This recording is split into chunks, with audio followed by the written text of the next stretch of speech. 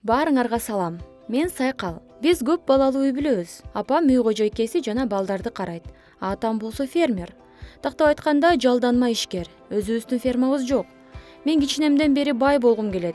Эч нерседен кем болбой. Эң башкысы ата-энеме жана бир туугандарыма жардам берип. Бир күнү үйгө баратып эс алайын деп паркка отуруп калдым. Ал жактан жакшы кийинген бир кишини көрдүм. Кыязы бизнесмен окшойт. Ал менин жаныма келип отурду да ар кандай суроолорду бере баштады. Окуу, үй бүлө, жашоо жөнүндө. Мен ага: биз кедей жашагандыктан мен университетке тапшыра албай калам жана окууну бүткөндөн кийин фермада иштейм деп баарын айтып бердим. Ал болсо: Гарвардка тапшырсаң сен точно өтөсүң деп басып кетип калды. Мен таң калып эле калдым. Ал менин өтүшүмө ишенгендей эле айтты. Биринчи жолу өзүм тууралуу ушундай сөздөрдү угуп жатам. Албетте ата-энем сен акылдуусуң деп айтышчу, бирок мени ошентип эркелетип жатышат деп ойлочумун. Мен ойлондум да тапшырса тапшырып көрөйүн дедим. Алдыга максат койдум. Окуу жана окуу. Бааларым мактангыдай эмес эле, ошондуктан экзаменге чейин ошолорду оңдошум керек эле. Чынында оңой болгон жок. Досторум майрамдап жатышканда мен окуп жаттым. Бүт мектеп кышкы эс алууга чыгышканда мен окуп жаттым. Мага башка шаардан которуп келген эжеке жардам берип жатты. Ал дагы мага ишенди, менин өтүп кетериме. Ата-энем кубануу менен жардам беришмек, бирок атамдын айлыгы жашаганга араң эле жетчү. Жада калса билет сатып алганга да жетмек эмес. Ошондуктан Гарвард жөнүндө айткан эмесмин. Мугалимимдин жардамы менен мен мектеп экзамендерин жакшы тапшырдым. Гарварддын сайтына кирип катталдым да кыскача өзүмдүн максаттарым жөнүндө аңгеме жазып жөнөттүм. Анан алар мени кабыл алышты. Чечүүчү экзамендин убактысы да келди. Аябай толкунданып жаттым. Мугалимим самолетко билет алганга жардам берди. Гарвардка тапшырчулар көп экен. Биз анкета толтуруп, анан 3 саатка созулган тест тапшырдык. Аябай кыйын болду жана толкунданып да жаттык. Ошондуктан эс алууга чыкканда бири-бирибиз менен маектештик. Ошентип чечүүчү убакыт да келди. Мен коркуп жаттым. Жетиштүү балл ала албай каламбы деп. Бирок мен эч ойлобогондой жыйынтык келди. Менин атым менен келген катты ачып окудум.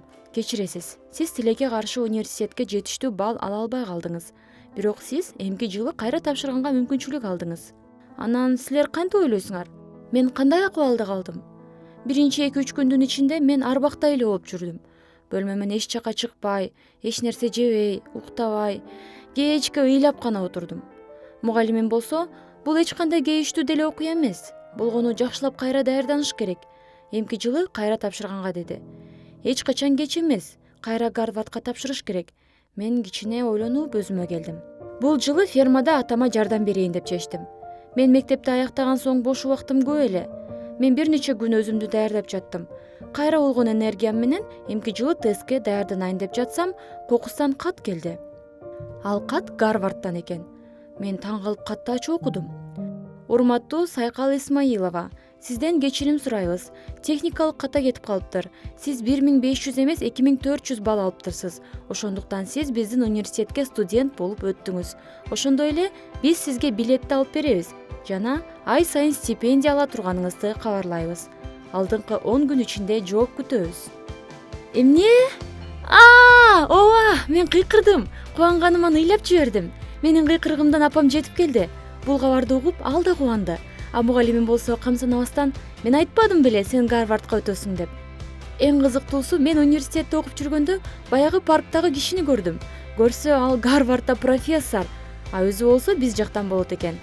Достор, видео силерге жакса лайк баскыла жана каналга жазылгыла. Комментарийге ой пикириңерди калтыргыла.